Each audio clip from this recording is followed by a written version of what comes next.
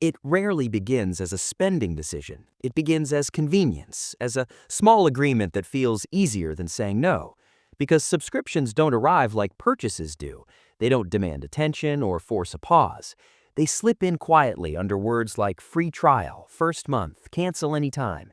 And the amount is small enough that the brain barely registers it as money.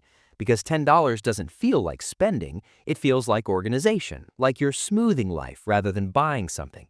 And that's why subscriptions feel harmless, because nothing feels lost in the moment. No object changes hands, no cash leaves your wallet. You simply agree, and once it's set, it disappears into the background, running silently every month like electricity or water, something you only notice when it's gone. And psychologically, that matters, because pain is what teaches boundaries, but subscriptions avoid pain entirely. They turn spending into background noise. And when money becomes background noise, it stops feeling like a choice and starts feeling like maintenance, something you keep rather than something you actively decide.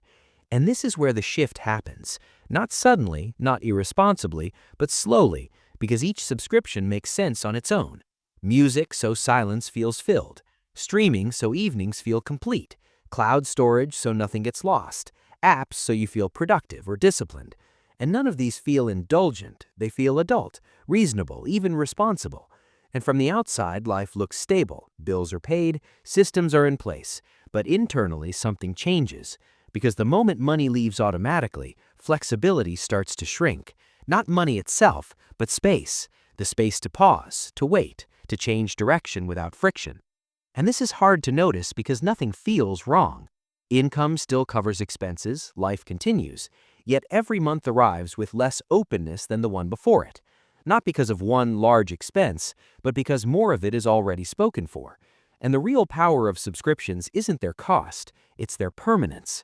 Because they don't ask to be reevaluated, they assume continuity. And the human mind is very good at honoring what's already in motion, especially when stopping requires attention or discomfort. So they stay, not because they add value every day, but because removing them feels like loss, even when keeping them adds nothing new. And over time, this creates a fixed rhythm, where income arrives already divided, where decisions are filtered through existing commitments before they're even considered. And what makes this even stronger is identity, because subscriptions don't feel reckless, they feel modern, efficient, settled. They signal that you've planned your life forward, and canceling doesn't feel like saving money, it feels like stepping backward, like admitting you need less than others. And so the list quietly grows, rarely seen all at once, rarely felt in total, until life feels pre-filled, not trapped, not broken, just maintained. And that's the cost most people never calculate, not the monthly charge itself, but the slow disappearance of open space, where nothing is required, nothing is scheduled, and nothing quietly takes a piece of tomorrow before it arrives.